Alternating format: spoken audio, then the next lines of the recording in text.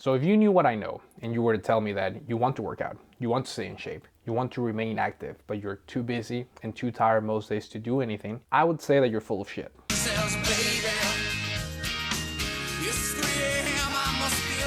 So what's the problem?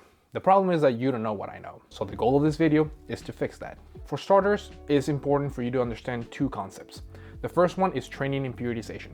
Periodization is nothing but the scheduling of training sessions and workouts in order to achieve a specific outcome.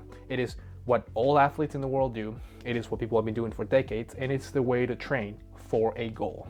If you have big goals, big and specific goals, like losing a decent chunk of weight, running in this particular race, PRing your squat, those are big goals that require a lot of training, okay? That require a lot of attention, a lot of patience, and a lot of effort.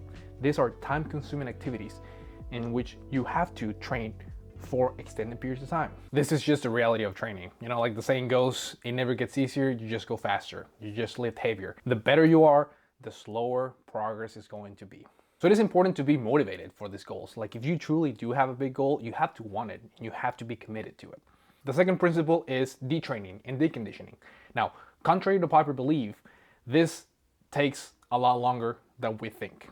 Okay, it is one thing to feel like you're getting slower, and it is another thing to actually get slower. It's one thing to feel like you're getting weaker, and it's another thing to actually test your 1RM and prove that you're in fact weaker. Okay, most research points to the fact that it takes anywhere from 1 to 2 weeks to actually start seeing losses in cardiovascular output, more than anything your VO2 max. And it is even longer for strength adaptations. Okay, we're not talking about 3 to 4 weeks before you actually start getting weaker. So why are these two things important to understand? Well, they point to a very simple concept that not a lot of people understand. And that is the fact that it takes a lot of time and effort for you to actually get very fit and strong. But the amount of time and effort that it takes to just stay healthy and just stay active and just remain strong and fit is very, very, very, very small. And if you're gonna take anything from this video, let it be that. You know, we're oftentimes led to believe that training is this huge endeavor. Okay, that every training session has to be this tough, just grueling hour of just suffering. You know, this is what you see in movies, this is what you see in TV shows, this is what you see in commercials. And even when you look at a proper periodized program, they're usually chunks of like 3 to 4 months in which you are training pretty hard, okay? But they're separated by big breaks. You don't see that. Even if you look at into the microcycles, into like a week structure, you'll have these big days that are very hard, very time consuming, very energy consuming, followed by smaller days, easier days, days in which you are actually not trying that hard. You don't see that. What you see is the big show off, is the big training routines, is the big and hard training that we all like aspire to be doing. And that does happen, you know, and you do kind of need it. But it is not the end all be all to training by any means. So let's get into the details now.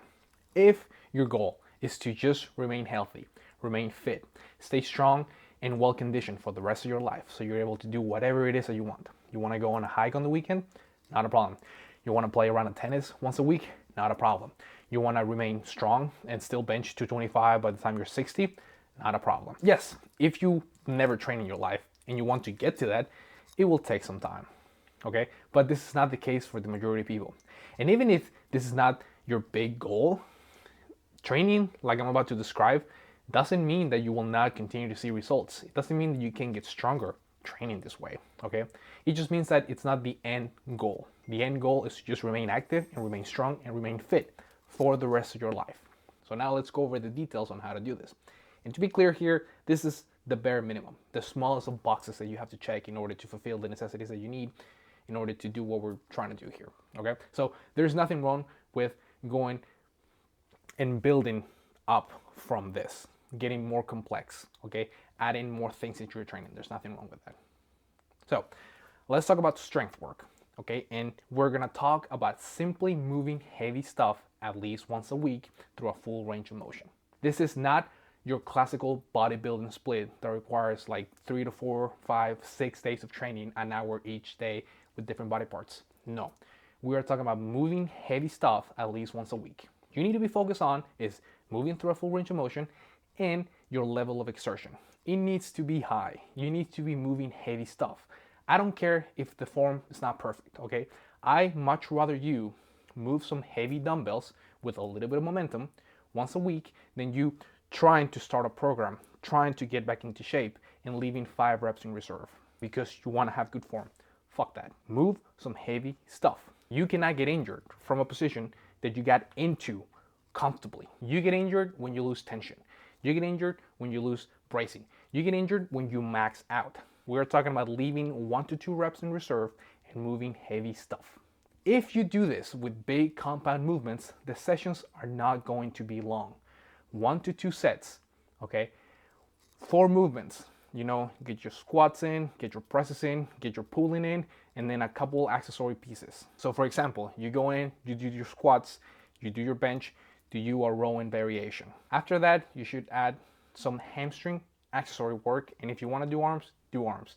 That's it. 30 minutes should be plenty of time. Call it 45 minutes if you do a long warm-up. Call it an hour, okay, if you're trying to be truly thorough because you're only having 1 strength day a week. We're talking about 1 hour. Once you do that, you can forget about strength training for the rest of the week. You already fulfill your quota, you already checked the box, moving on. The next thing you need to worry about is conditioning. And for this, we're gonna focus on 2 zone 2 sessions a week that you should not skip by any means, okay? Why? Because this is easy work. 20 to 30 minutes. The second you sit on that bike, the second you step out the door, the clock starts. So this is truly 20 to 30 minute sessions, okay? You should be able to talk throughout this entire thing. You can do it on the bike, you can do it on the rower, you can do it on the Stairmaster, on the treadmill, running outside, whatever it is. Keep your BPMs between 130 and 150 if you want to be technical. If you don't want to mess with any of that, make sure you can talk. If you're by yourself, make sure that at any point you can just go through the entire ABCs. As long as you can do that in one breath, you're fine. Okay? Where are we at now? We're at 2 hours a week, 3 different days. If you want to be very efficient on that first strength day, we're only talking about an hour or an hour and a half a week at this point. And the last thing, the last step to this entire thing is to, once again, try hard in your conditioning this time. You need to get your heart rate up and high, as high as you can, and sustain it there for an extended period of time. And when I say an extended period of time, I'm talking about 20 to 30 seconds, 10 to 20 seconds maybe when you start. Then you stop, you get your breath back in control, and then you do it again. You do 5 to 6 sets. These sessions should be like 20 minutes long, okay? And you should do them ideally once a week and never after your strength day. Okay, ideally you'll have like a little zone 2 session day in between those 2, or maybe you have a rest day in between those 2, and then you do your high intensity conditioning. If once a week is already too much, do it once every 2 weeks. That'll be fine. That is it. If you're being very efficient with your strength work, we are talking about how long? 2 hours a week in which you are training. 4 days a week, 30-minute sessions. Sprinkle in there. You're trying hard on your strength days and you're trying hard on your conditioning days. The other 2 days should be fairly fun. You can watch a TV show while you're doing this. You can listen to a book. Hell, if you have a stationary bike, you might be able to read throughout these sessions. Like, this is not hard work. And all in all, we're talking about an hour of the week in which you are actually trying hard. This is why I say that if you're telling me that you don't have enough time and you truly want to do this, you're full of shit. Because do you really not have an hour a week to try hard? You might go through periods in your life where, yeah, that is true. Maybe you're still in school, maybe you're in med school, maybe you just had a kid. That's fair.